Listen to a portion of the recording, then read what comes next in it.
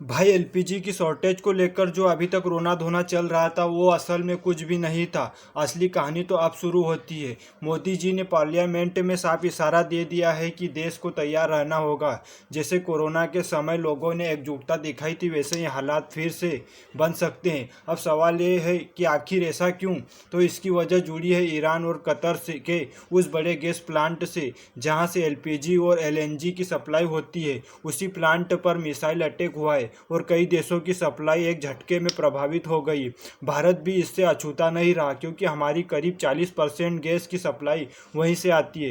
यही कारण है कि हाल ही में एलपीजी की शॉर्टेज देखने को मिली। ऊपर से हालात ऐसे बन गए थे कि जहाज़ों को रास्ता भी नहीं दिया जा रहा था, लेकिन जब दो जहाज भारत पहुंचे, शिवालिक और नंदा देवी, तो उन पर भारत का झंडा होने की वजह से उन्हें रास्ता दे दिया गया। अब यहाँ सिर्फ पॉलिटिक्स नहीं बल्कि इंसानियत से भी कहानी जुड़ी हुई है। एक विदेशी रिपोर्ट ने ईरान सरकार से पूछा कि सिर्फ भारत के जहाज़ों को ही क्यों जाने दिया गया, तो जवाब मिला जब उनके देश में स्कूल पर हमला हुआ था और कई बच्चों की जान चली गई थी तब भारत के लोगों ने खुलकर दुख जताया था और इंसानियत दिखाई थी।